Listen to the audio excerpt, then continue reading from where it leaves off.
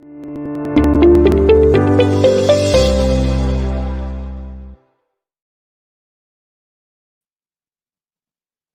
and welcome. I'm Praveen Fernandes, Vice President of Public Engagement at the Constitutional Accountability Center. For those of you who are not familiar with CAC, we're a nonprofit law firm, think tank, and action center dedicated to promoting the promise of our Constitution's text, history, and values. Thank you for joining us for another Purple Chair Chat. This is our online series where we discuss the pressing issues of the day. Many of you are used to seeing CAC President Elizabeth Wydra host these, but I'm subbing in today and I'm happy to be here with you today. I'm joined by David Gans, Director of CAC's Human Rights, Civil Rights, and Citizenship Program, and we're here to talk about an issue brief that David recently released, and the issue brief is called Speech and Equality, Constitutional Values in the Digital Age. And David, first, congratulations on the paper. Thanks so much, Praveen. We're so happy to have you.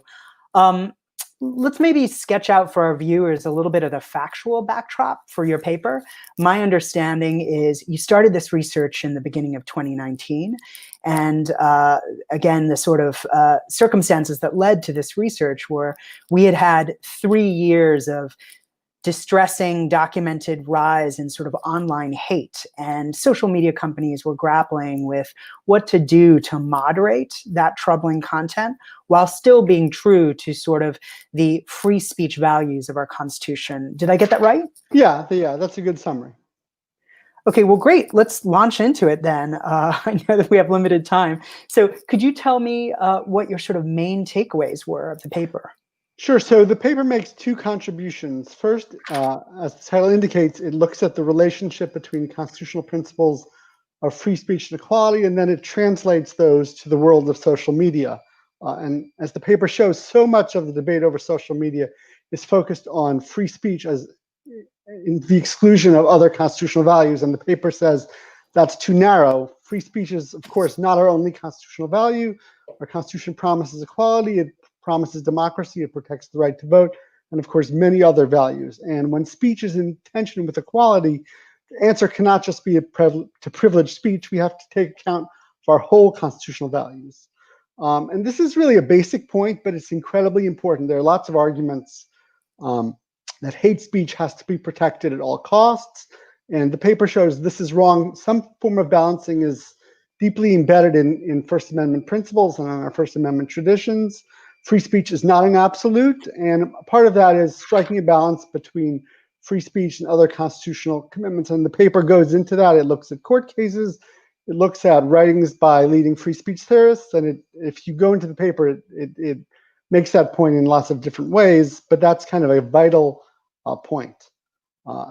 Further, the paper makes the point that equality, in fact, is a deeply rooted free speech value, and it looks at the way our free speech traditions have evolved, and a critical moment were fights over the suppression of anti-slavery speech, and it shows that pro-equality speech is really a key part of the First Amendment story. That's what Martin Luther King kind of had in mind when he said the greatness of America was the right to protest for rights. So pro-equality speech is really a central part of our story, and that's an important kind of point to remember. So the paper tries to understand our constitutional principles, but then applies it to social media. And the critical point that everyone has to remember is that social media companies don't have to obey the dictates of the First Amendment. That only applies to governments. It doesn't apply to any of the social media companies who are privately run. They are free to delete content as they wish. There are no constitutional constraints that apply, but the paper argues that they benefit from taking seriously our whole Constitution's deeply rooted values. And in fact, if you look at the history of the evolution of content moderation policies, all the social media companies have been grappling with free speech values. And one of the points of the paper is they can't only exalt free speech and ignore the rest of our national charter. They should take account of our whole constitutional values, and doing so will help them as they strive to deal with the difficult problems that surround platform governance. So that's in a nutshell sort of the main points the paper makes. No, that's such a great summary, David. And so I of course have had the privilege of reading your paper, which I hope and encourage everybody to do later. But I thought that was such a CAC point. Like one of the points that you said was sort of, free speech has to be balanced. The First Amendment has to be read, in concert with other provisions of the Constitution. And I feel like that's such a CAC point that we often say, you can't read these provisions in isolation. You can't read them like they're hermetically sealed from other parts of the Constitution. I sort of feel like CAC often says, read the whole thing. And so I feel like that was a great point that you made. I also love the point about not really being able to understand our free speech commitments without understanding that equality is embedded in there. So you've laid out this fascinating framework that is super useful for social media companies. But now that you've given us that framework, what are companies to do with that? Like, what are your recommendations for how they operationalize the principles that you've just sketched out? Sure. The paper argues that social media companies should take a hard look at three things. One, algorithms that amplify so much of the hateful and incendiary speech that we see swirling around social media platforms. Two, they should look at rules that govern content moderation. And three, they should look at transparency. And there's a translation between our constitutional principles and social media. In First Amendment doctrine, there's an idea of government neutrality. The government should not take sides and favor some speech and disfavor others. They certainly shouldn't do that to suppress a viewpoint. And the basic idea is there shouldn't be an official government orthodoxy. That's kind of a very famous point that goes through tons and tons of different Supreme Court cases. But that can't apply to social media because they're always privileging certain speech over other speech. That's, in fact, embedded in the way they work. And what does that are the algorithms that control what you see on your news feed first. They control what videos YouTube may recommend to you, and they control how the platforms operate. And what the paper talks about and what a ton of research shows is that they prioritize content that is hateful, incendiary, divisive. Nuance doesn't play well on social media. What plays well is content that riles you up and gets you angry. And the paper gives a number of examples of this. And it was confirmed just this week in news that Facebook had shelved research that showed that their site was increasing divisiveness and polarization. And the researchers had found that, but the company decided they wouldn't take that any further.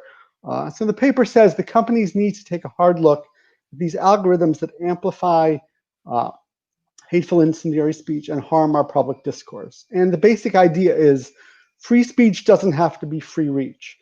Just because you have a right to express your ideas doesn't mean you get a bullhorn.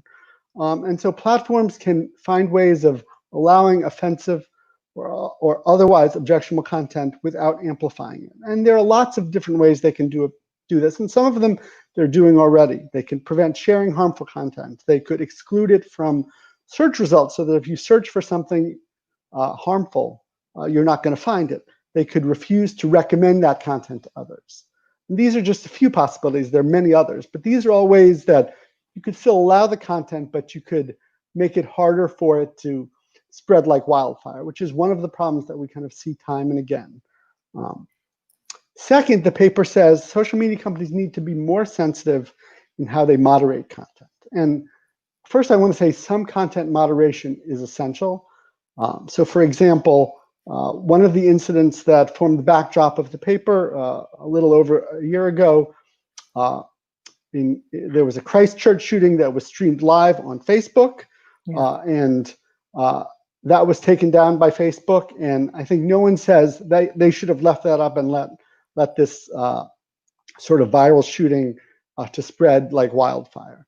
But on the other hand, sometimes platforms have been too quick to silence its users. And as the paper talks, there are people of color who've been kicked off Facebook.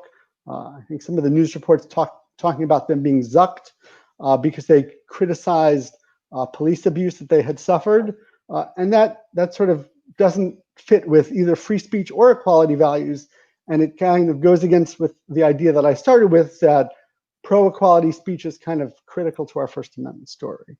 And then sort of the final point that the paper talks about is the importance of transparency in line with our due process values that run through our Constitution. And there are a couple of basic points here. Algorithms shouldn't be shrouded in secrecy. Content moderation rules should be transparent. If a user is subject to sanction for doing something objectionable, they should get an explanation of why. There should be an appeals process. And I think we've seen some measures of success toward that. There was a recent announcement of what's been called the Supreme Court of Facebook, which features many renowned scholars, and this is kind of a move towards greater transparency, and everyone is watching to see what that leads. But this is an area where there's still progress to be made. So again, the three fundamental things the paper says, looking at algorithms, content moderation, and transparency, and these are all areas where the companies can and should strive to take our Constitution's whole values more seriously. Well, those are a great set of recommendations. I don't know whether you're heartened by, as you mentioned, that there was the Supreme Court of Facebook that sort of set up like an appellate court. But one of the things that I found at least encouraging is the seriousness with which all parties are addressing this situation. And the folks that they have gotten to staff such things at least seem to underscore that all of the parties seem to be taking this fairly seriously. And the fact that, you just quickly sort of sketched out constitutional values and why they would apply here, despite the fact that the Constitution doesn't formally apply, somewhat suggests that our Constitution can sort of be our North Star, sort of helping us grapple with problems. Even when it doesn't formally apply, there's a lot that those constitutional values can tell us as sort of we grapple with problems. So I'm fascinated by the paper, and again, I enjoyed reading it. One of the things that I think is interesting is, so far you have discussed the sort of problem as it was presented to you in the beginning of 2019, but it is also true that content moderation, as you've been discussing it, comes up daily, sometimes hourly in the news, and we can definitely see that in the last 24 hours. And not in the original context, as you raised it, in the sort of tug between trying to keep the internet free of harmful, hateful content, while also sort of defending this sort of free and fair internet. But in other ways, in an election year with misinformation, disinformation, what are the new ways that you see this coming up? Because I see your paper as not just as relevant, but even more relevant than when you started researching it. I mean, we are in a moment for social media where it is dominating the news, and it's really in the spotlight, and a lot of it grows out with efforts to deal with the pandemic. And so of late, we've seen it front and center in the fight over democracy and our voting wars, and so the voting wars are going digital. President Trump has been using Twitter to spread false information about voting by mail, insisting that expanded use of voting by mail will lead to massive fraud, a rigged election. Even though Trump has voted by mail in the past, he's denounced it as essentially fraudulent. And we need increased voting by mail because of the pandemic, and Americans want to be able to vote by mail because that's one way they can exercise their right to vote without risking their health. But Trump is spreading false information to call it into a doubt. And this week, Twitter announced that it would fact check Trump's tweets for the first time, and it added a disclaimer to Trump's tweets that alerted users to get the facts on mail-in balloting. It didn't actually label his tweets as false, but it said, you should check out this additional information. And Trump responded early this morning with a draft executive order that suggested that the social media company's immunity from suit should be looked at more closely. And essentially, he's kind of trying to quash Twitter's effort to fact check him and to shine a light on his false statements that are undermining our democracy. And so, this puts a huge spotlight on a crucial question that we will be grappling with until November and perhaps past, which is kind of the role social media companies play in our democracy. And this is a notable instance in which social media companies are taking account of deeply rooted constitutional values that safeguard our democracy. And so it's a notable moment. We talked about so much of the time social media companies have focused on free speech values. Here's an instance where they're going beyond that, and they're saying we need to put a disclaimer on these tweets to shine a light on a threat to the integrity of our elections. So that's an incredibly important moment. And often in the past, social media companies have given President Trump and other world leaders sort of special, perhaps arbitrary favorite treatment. And here's an instance where Twitter said, that same rules govern you, and if you spread false information, we'll take action to make sure that the public is aware of the true facts. So is this an example of another instance, basically, of balancing constitutional values? So if you in your original factual scenario were sort of describing the tug between sort of not competing, but values that are in tension with each other, equality and free speech values, then here we have free speech values and participatory democracy values. So this is another set of values that are embedded in our Constitution that are in tension here. Is that right? Yeah, and it is, and it also illustrates a further way that social media companies can respond to misinformation or other harmful content, which is kind of a classic First Amendment way, which is through counter speech. So the response, Twitter's response to Trump's false statements about mail-in voting were providing accurate speech that allows the public to get the true picture of mail-in voting and its merits in ensuring our democracy while we battle the pandemic.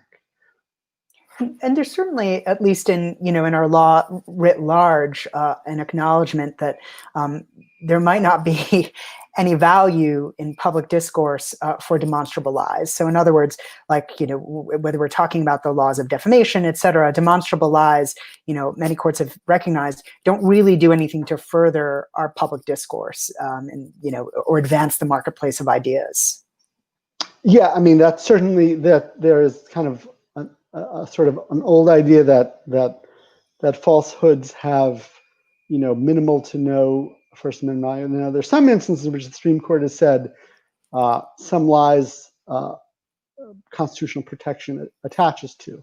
Though, of course, I mean, one of the interesting facts about the fact that social media companies don't obey the First Amendment is that they can strike a different balance than the justices have stricken, and they have more leeway to help realize our constitutional values, since they're freed from the responsibility of hewing to whatever the last word from the Supreme Court is.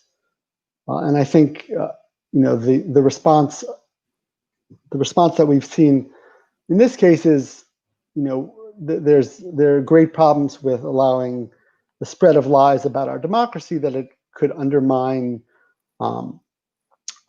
our electoral system, that could sow doubt about whether this will be a free and fair election. And the response that Twitter has so far done is to say, we're going to add our own speech and point out through a disclaimer and through additional information other ways to learn the facts, sort of as a response to these false charges that mail-in voting will lead to a rigged election. Well, David, thank you so much for this conversation today. Honestly, it's been fascinating speaking about your paper, and I encourage everybody here to read the paper, which is available on our website, which is www.theusconstitution.org. Again, that's theusconstitution.org.